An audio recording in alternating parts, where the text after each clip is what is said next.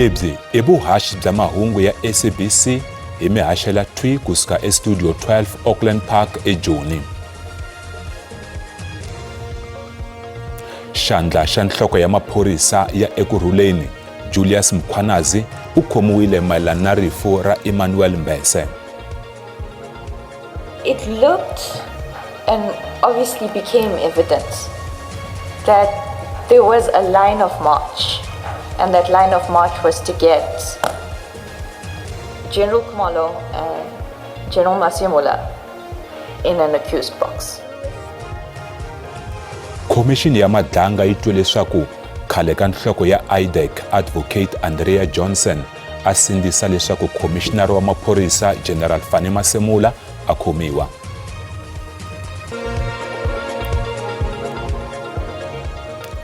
Baka hina I ntsako ku tlhela hi hlangana nakambe ka mahungu ya Xitsonga eka SABC2 ni le ka channel ya le hayi eka xibukisana xa DTT. Vito ra mina ni Khazamula Ngobeni Riperile. Khomixini ya Madlanga yi twe vumbhoni bya leswaku Commissioner wa maphorisa General Fanny Masemola a ri hava nandzu, kambe khale ka nhloko ya IDEC Advocate Andrea Johnson a veke xirimbani xo n'khoma. Khomixini yi tlhele yi twa leswaku vurhangeri bya xiyenge xa vunhlori a va tshamiwe xikungu xo va khoma hi valavisisi va IDEC. Vito ra Major General Feroz Khan ri tshamela ro huma eka lava a va furhetela xikungu lexi. Swehlo ehenhleni ka khale ka nhloko ya IDEC Advocate Andrea Johnson swi swi tala leswi va kona tanihi leswi Ramsamy a ha paluxaka vuxokoxoko bya vulavisisi ehenhleni ka xiyenge xa vunhlori lexi nga thyiwa Project Diversion. Vumbhoni bya Ramsamy byi vula ku Johnson u lerise xiyenge lexiya ku xi nga n'wi byeli nchumu General Fanny Masemola hi vulavisisi lebyi a va byi endla leswaku a ta pfumala vuxokoxoko swi nga leswi a ta hemba vun'we emahlweni ka komiti ya palamende. It looked and obviously became evident that there was a line of march, and that line of march was to get General Khumalo and General Masemola in an accused box. And so obviously there was, at some point there was talk about if he lies at portfolio committee, but this is well after. I think this is in February or March, and this was just between Padiachi and myself and Mr. Perumal, where if he lies, we can at least charge him for perjury. He would have lied to a committee of parliament, which in itself is an offense. So the plan was to set him up. Ramsamy u tlhela byela commission ku nhloko ya vulavisisi Dylan Perumal loyi a nga yimisiwa entirhweni u vula leswaku Major General Feroz Khan u na nkoka swinene eka vulavisisi bya xiyenge xa vunhlori Project Diversion. And then I had heard about Advocate Johnson's husband and Mr. Khan being friends. Then all of this happened. So I put 4 and 4 together, and I realized that there were other aspects at play. Swa tetano Ramsamy u byele commission ku Johnson u ve na nhlengeletano holobye wa maphorisa Senzo Mqunu loyi a nga yimisiwa entirhweni. Xikongomelonkulu xa nhlengeletano i ku Johnson a lava swin'wana eka mulawurinkulu wa hofisi ya holobye Cedric Nkabinde. Leswi Ramsamy a ngo hi ku twisisa ka yena Johnson a ringeta ku kuma swidyoho swo karhi ehenhleni ka Nkabinde. If I may just put it as to how I understood it in the meeting on the 22nd of January. I want something on this guy. Meaning what in your speak? In my head, Advocate Johnson wanted dirt on Mr. Nkabinde. Ntamo wisa emahlweni. Xandla xa maphorisa ya dorobankulu ra Ekurhuleni loyi a nga yimisiwa entirhweni Julius Mkhwanazi u tlhele a khomiwa nakambe. Mkhwanazi ni van'wana va mune va hehliwa hi nandzu wo dlaya ni ku cukumeta ntsumbu wa Emmanuel Mbese hi malembe ya 2022. Mavhiki laya nga hundza Mkhwanazi u khomiwile mayelana ni vukhamba bya maribye yo hlawuleka eKhilani hi 2021. Sweswi Mkhwanazi u hehliwa hi rifu ra Mbese loyi a nga biwa hi maphorisa ku kondza a lova hi 2022, kutani maphorisa va teka ntsumbu wa yena va ya wu lahla edan'wini. Vumbhoni ehenhla ka rifu leri byi paluxeke eka ntshamo wa khomixini ya madlanga. Marius van der Merwe lo a tiveka hi vito ra Witness D hi yena a nga boxa mhaka leyi kutani endzhaku ka sweswo na yena u baleseriwe a lova. Swirho swimbirhi swa palamende swi yimisiwe entirhweni tanihi vahubyakulu va palamende. Muvulavuleri wa palamende Moloto Muthapo u tiyisisile leswaku murhangeri wa vandla ra NCC Fadil Adams na xirho xa vandla ra MKP David Skhosana va yimisiwe entirhweni. Muthapo u ri vahubyakulu lavambirhi va yimisiwe entirhweni hi ku landzelela milawu ya palamende. Adams u ta tlhelela entirhweni hi siku ra vu-28 kasi Skhosana yena u ta tlhelela hi siku ra vu-21 n'hweti yaleyi. Vahubyakulu lavambirhi va yerisiwile ku ya epalamende loko va ha yimisiwe entirhweni. Muthapo u ri loko vo kunguhata ku endla tano va fanele ku kuma mpfumelelo kusuka eka xipikara xa palamende Thoko Didiza. Matsalani General wa vandla ra ANC Fikile Mbalula u nantswa tilo eka swihehlo swa leswaku u lo xava xitulu xa vumatsalani General. Mbalula a angula Dokodela Nkosazana Dlamini Zuma loyi a hehlaka leswaku Mbalula u tirhise mali ku va a hlawuriwa. Eka minkandziyiso leyi nga eka swiyenge swa mabulu, Dlamini Zuma u hehla vurhangeri hinkwabyo bya top 7 ku hlawuriwa hi mali. Mbalula u kombele magqweta ya yena ku xopaxopa leswi. A hi langutiseni hi laha mbula Dlamini Zuma na Mbuyiseni kona. Mbalula was dishing the money in the clinic. So money has played a role in the ANC. He was dishing money proudly, Yeah, like openly. openly, yeah. It wasn't like a secret. Openly to be elected as the SG. To be elected and for the president to be elected. And But the ANC rules are clearly, or are they not? Are they silent about the use of money? As I understand, the use of money is criminal in terms of conferences of the ANC. money was used.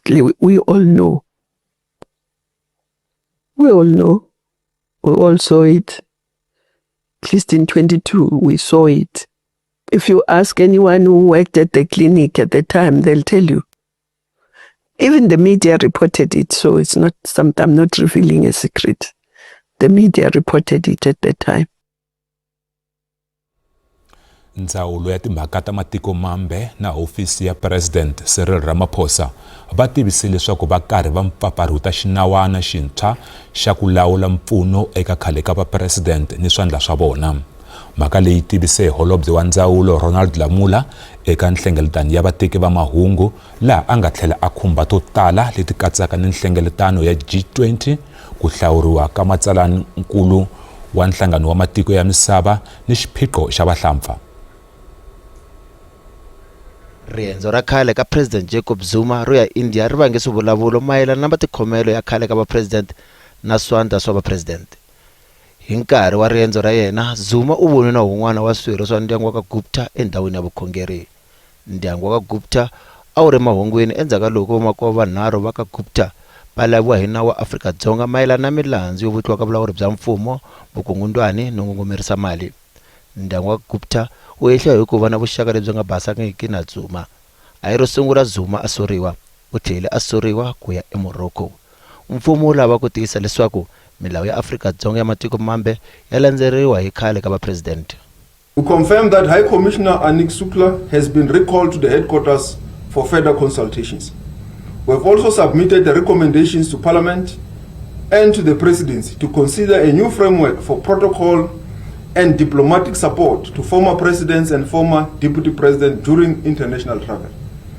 As part of this framework, the Presidency and DIRCO jointly established a mandatory disclosure mechanism requiring former presidents and deputy presidents seeking protocol and diplomatic support to provide full details of the purpose of travel, programs, activities, sources of funding, principal hosts, key engagements, and the capacity in which they will be traveling. Holobye u tlhele a khumba mintlhontlho leyi nga kona ya vahlampfa. Kari Nigeria va lava leswaku mhaka leyi ku ya kanerisaniwa hi yona eka nhlengeletano ya matiko ya Afrika. To take it to the Executive Council, to the summit, it will not be an ideal platform because the agenda will be very clear to just name and shame South Africa with no intention to come out with resolutions. Holobye Lamula u tlhele a nyika vuxokoxoko bya mavonelo AU mayelana na xiboho xa Amerika xo nga rhambi Afrika-Dzonga eka nhlengeletano ya matiko ya G20 leyi a yi khomeriwe eMiami hi n'hweti ya N'wendzamhala n'waxemu. This firm position to raise this matter will advocate for inclusivity and will ensure that South Africa as a founding member is exclusion is discussed in the table of the G20. That the G20 must be defined what is it when it does not have one of its founding members, which is South Africa. Swatetano bayimela ku langwa lava phikizanelaka xivandla xa matsalaninkulu wa matiko ya tinxakaxaka kumbe UN va ta endzela Afrika-Dzonga tanihi pfhumba ro gangisa tivhoti. Principles will guide us as to who we will support. There is an unwritten tradition and culture in the UN of rotation. Afrika-Dzonga va ndhundhuzele Antonio Guterres loyi nkarhi wa yena wa hofisi wu fikaka emakumu.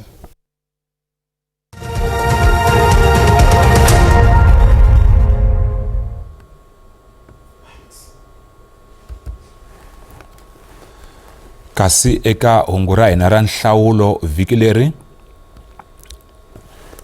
ku lo sala masiku mambirhi ntsena leswaku holobye wa mimfumo ya muganga Velinkosi Hlabisa a hlambanya ximfumo siku ra nhlawulo leri i goza ra nkoka eka mafambiselo ya nhlawulo lowu nga ta va kona hi n'hweti ya Hukuri na n'waka.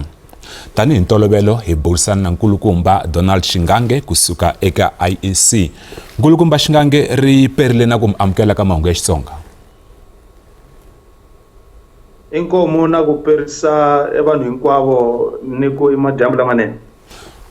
Mi nga hi hlamusela xana swi vula yini ku va holobye va hlambanya siku ra nhlawulo swi nga va swi vula yini eka n'wina tanihi IEC xikan'we ni le ka vavhoti lava nga titsarisela ni lava nga se titsariselaka?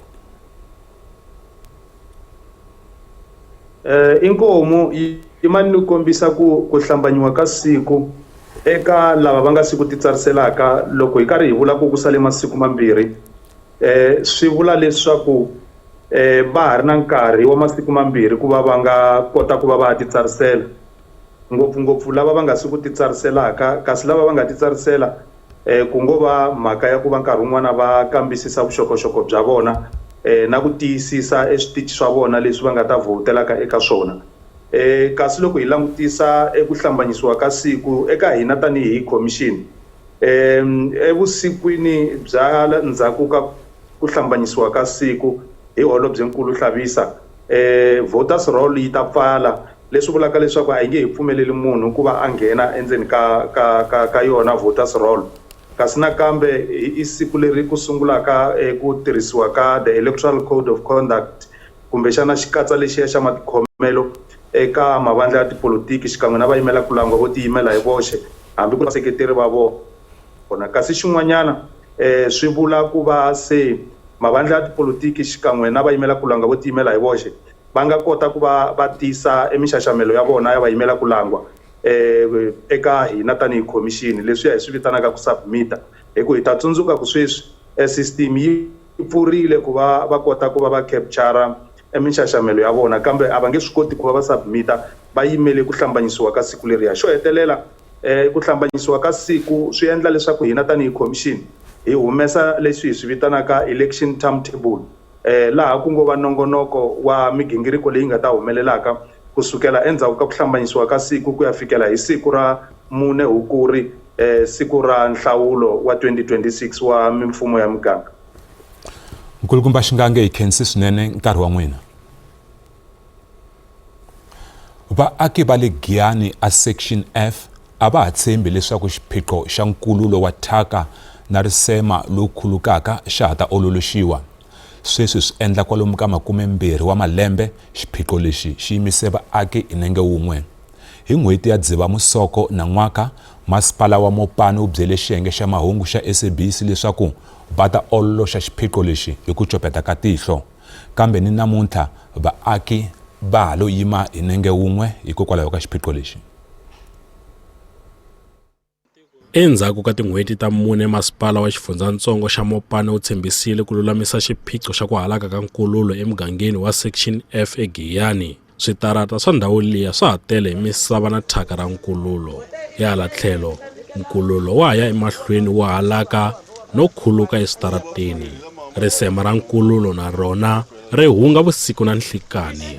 Muakatiko Vaina Baloyi u vula leswaku va sindziseka ku cela migero ku endlela leswaku thyaka ra nkululo ri khuluka kusuka emindyangwini ya vona ku ya eswitarateni. Laniwani storage ya hi karhata swinene.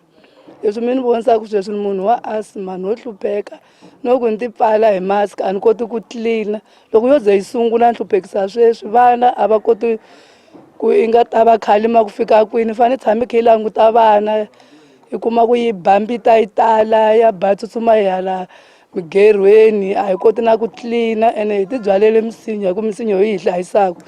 Loko swa ha ri tano khomixini yo yimela timfanelo ta vanhu yi endzerile ndhawu liya ku ya hlela xiyimo. Mufambisinkulu eka khomixini exifundzeninkulu xa Limpopo Victor Mavidula u vula leswaku va ta burisana ni masipala wa xifundzatsongo xa Mopani ku lulamisa xiyimo endhawini liya. We are going to engage the municipality in the matter, and the only objective of our engagement will be for them to resolve the problem. Obviously, they might indicate as to when they will be resolving the problem. We will keep monitoring. If the problem is not resolved, you will understand that we have our own powers. We can simply take them to court if they are not resolving that issue. We can also have findings against the municipality, because this is part of what they must do. It's their mandate. It's the mandate of the district municipality to attend to this problem, more especially the Mopani district. Mufambisi eka masipala wa xifundzatsongo xa Mopani Hlavirwa Mugano u tshembisile leswaku tiphayiphi ta nkululo leti blokeke ti ta lulamisiwa.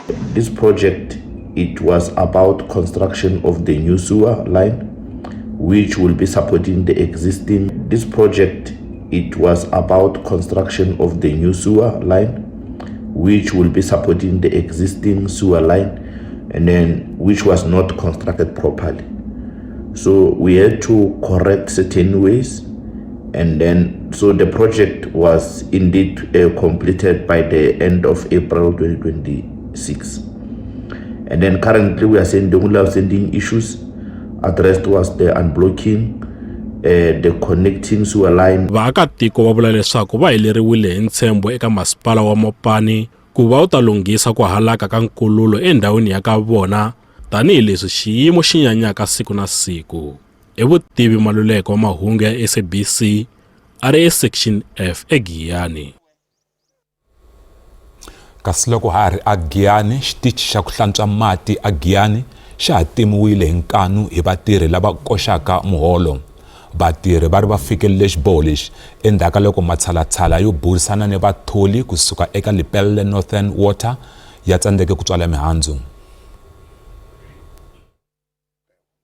Vatirhi va hehla leswaku a va thoriwile khampani ya mati ya Lepelle Northern Water. Va vula leswaku ku va khampani yi tsandzekile ku va hakela miholo ya vona swi endle leswaku va tereka no tlhela va yimisa ntirho. Va tlhela va hehla leswaku va ringetile ku burisana na khampani kambe a swi tswalanga mihandzu. Lexi nga endla ku hi ta pfala the construction site hi va on a strike like this i mhaka ya ku Lepelle hi kolotiwa mali yo tala tin'hweti to hindza 5 leti hi nga hakeriwangi ku mali ya hina ku fikela loko contract ya hina yi terminatiwile last month hi June. Kusukela kwalani i khale hi complain about timali leti hi vulavulaka hi tona, mara a vele ku hi tweni a va lava ku hi pfuna ku hi hakeriwa mali ya hina. So hi swi vona ku ri xixo antswa ku hi kota ku kuma mali ya hina i ku va hi pfala sayiti. A hi mali ya 1 month leyi nga yimisiwa yona, i mali ya tin'hweti kumbe malembe ndzhaku. Hi vulavula hi muholo wa 2024, hi vulavula muholo wa 2025 na yinharhu ya 2026. So ya hi affecta because a hi koti ku endla ti-medical aid, a wu koti ku va na ti-funeral cover or ti-police to karhi, because loko i ku wa hi endla namuntlha 3 months a hule swi vula ku ya lapsa and then u sungula hansi ku va ku karhi ku luza hina hi nkarhi wolowo. Vaaki van'wana va Giyani va vula leswaku a va tsakisiwi ku yima ka project. Hina a Basani swi na malembe hi nga ri na mati ko vana van'wana va nga vuya va borheriwa tibohwili mara hina la hi tshamaka kona mati ho xava loko hi nga ri na mali ya ku xava mati leswi vulaka ku a hi dyi hi le ku hluphekeni swinene hi mati. Khampani ya Muteu Consulting Engineering leyi a yi tirhisana kun'we na vatirhi lava va arile ku angula eka mhaka leyi laha va hundziseleke vateki va mahungu va SABC eka Lepelle Northern Water. Va Lepelle va vula leswaku vatirhi a va tirha ehansi ka Muteu. All our invoices does not show that we have any outstanding invoices from our records. I mean, if we do have a claim against them or they have a claim against us, they have channels that they can utilize to address those issues. But as far as we know, there is no outstanding claim towards any service provider. Loko swa ha ri tano va Lepelle Northern Water va vula leswaku project ya Giyani Service yi le ku kombiseni ka ku hela. Insuku Shilovana wa mahungu ya SABC eGiyani.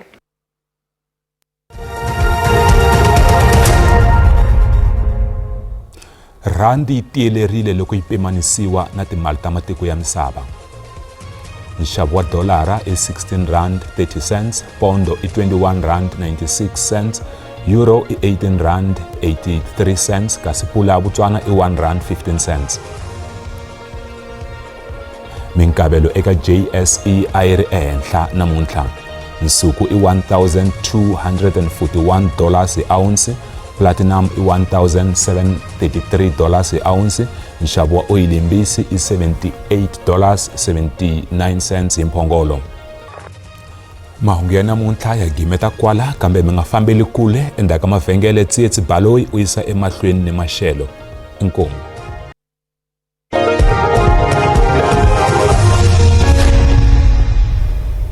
Balamja riperile na khensa no selwa nkarhi a yi landzaka xiyimo xa maxelo xi tshamisekile madyambu ya namuntlha ku languta maxelo mo kahle eka tindhawu to hambanahambana ta xifundzankulu kambe loko hi languta exifundzenkulu leswi nga le eKapa loko hi languta xifundzenkulu xa Northern Cape, Western Cape katsa na Eastern Cape ku ta va ku ri ni mapapa eka swiphemu swin'wana swa swifundzankulu kasi ku hi languta eka siku ra mundzuku kona ku ha languteriwe mapapa lama nga havaka kona eswifundzenkulu swona swa Northern Cape na Eastern Cape na Western Cape kambe ku ta va ku nghenela mpfula loko hi languta kwele etindhawini ta le Cape Town na le Gqeberha kasi va swi lemukisi va hi tsundzuxa leswaku ku nga va ni magandlati ya matimba loko hi languta kwele ebuweni leri ri nga le eCape Town kasi a leswaku maxelo ya swifundzankulu wona ya tshamisekile hi ranga hi xifundzankulu xa Gauteng u nga langutela maxelo mo titimela ni mixo ngopfungopfu loko hi languta endhawu to fana na Springs, Bronkhortspruit katsa na Pitori ku nga titimela ni mixo kambe ku ta va karhi ku pfumela hi ku famba ka siku.